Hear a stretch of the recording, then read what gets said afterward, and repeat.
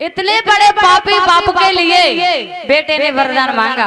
उन्होंने कहा अगर तुम वरदान ही देना चाहते हो तो हमें धन दौलत नहीं चाहिए, मुझे एक वरदान दे दो। कौन सा? कि जो मेरे पिता पापी थे ना, जिन्हें नरक में भी जगह नहीं थी, उनके लिए नरक योनि न मिलकर के स्वर्ग योनि प्राप्त होनी चाहिए। ये वरदान में मांगा था। उन्होंने कहा मस्त ऐसा ही होगा। और ये कह करके वरदान दे करके नारायण भगवान अपनी पत्नी लक्ष्मी के साथ और अंतर ध्यान हो जाती है। वरदान दे करके 35 वर्ष के बाद भक्त प्रहलाद समय के अनुसार वन में तपस्या करने चले जाते हैं। उनके जो बेटा होते हैं फिर वो राज करते हैं, क्योंकि भक्त प्रहलाद का जो वंश था बहुत बड़ा था। ब्रह्मा पुत्र मरीच, मरीच के पुत्र कश्यप, कश्यप के हिरण्यकश्यप और हिरण्याक्ष, हिरण्यकश्यप के प्रहलाद, प्रहलाद के बहरोचन, बहरोचन के बलि और बलि के राजा बाड़ासुर, जिनका बाग विख्यात था। बलि जो था जब इसका जन्म हुआ, बहरोचन का बेटा, तो इसका बलि नाम क्यों पड़ा?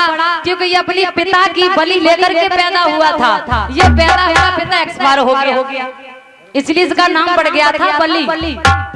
बड़ा ही सुंदर इनका परिवार था और इनके परिवार में भी एक भक्त पैदा हो गया जिसका नाम था बलि। हर वर्ष यज्ञ किया करता था, 99 यज्ञ कर लिए।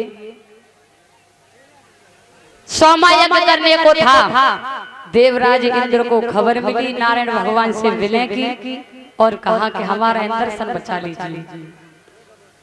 वामन अंगुल के बन करके भगवान चले, छोटे से राजा बलि के दरवाजे पे पहुंची। राजा बलि ने वकादार बिठाया और कहा कुछ मांगना चाहते हो तो मांग लो।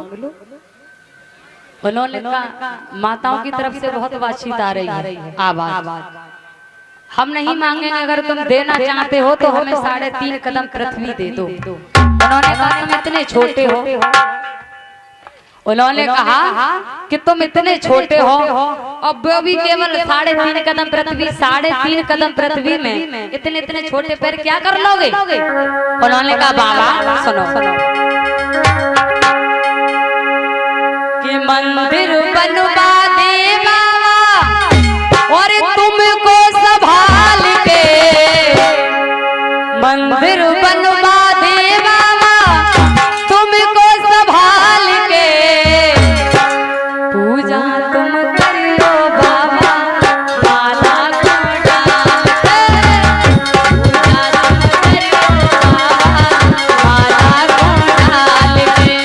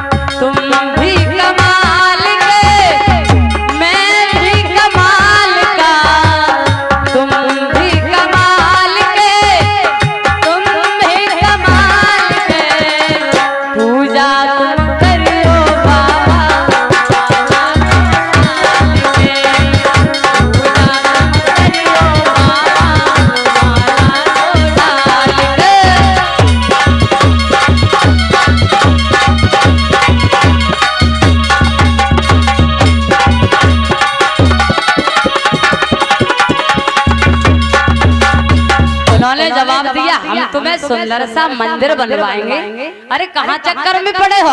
उन्होंने कहा ज्यादा बक बक मत करो, अगर देना चाहते हो तो हमें 3.5 कदम पृथ्वी दे दो। उन्होंने कहा तो तुम्हारी मर्जी, और क्या कर सकते हैं।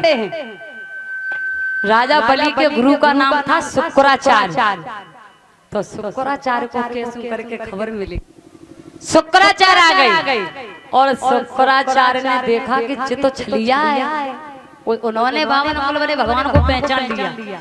अरे ये तो हमारे भक्त को ठगवे आयो है, लेकिन मैं अपने भक्त को ठगने नहीं दूंगा।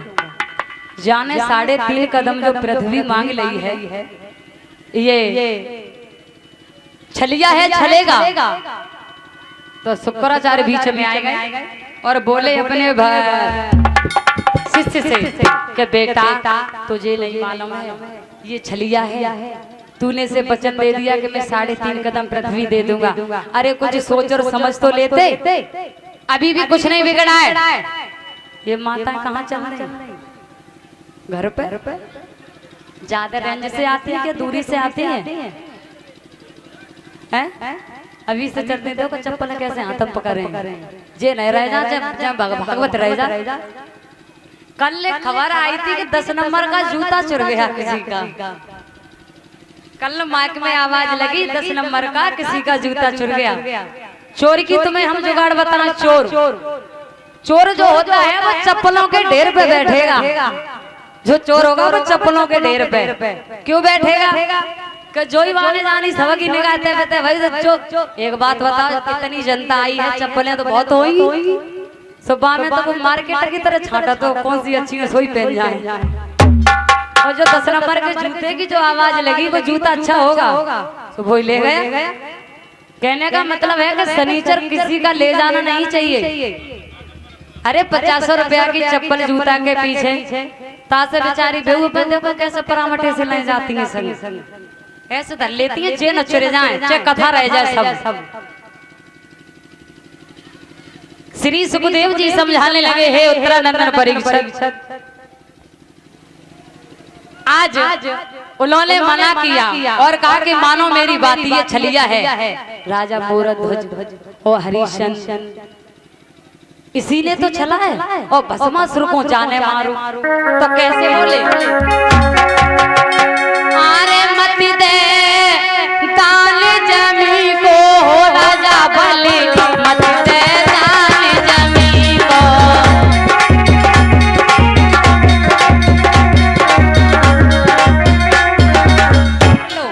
वो मत दे दान जमी को हो राजा बलि, मत दे दान जमी को।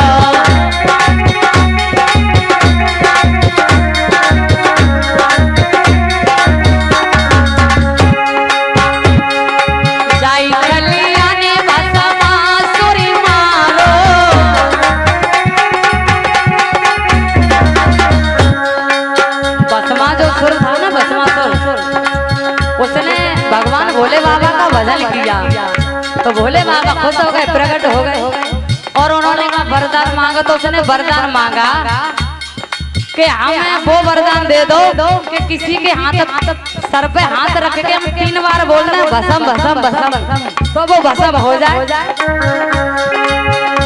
उन्होंने कहा ठीक है ऐसा ही होगा। और जब वरदान दे दिया भोले बाबा चले गए। भोले बाबा की पत्नी पार्वती बहुत सुंदर थी। अब वो भस्मासुर पार्वती के पीछे पड़ेगा और जब अबे बेचारे फंस गए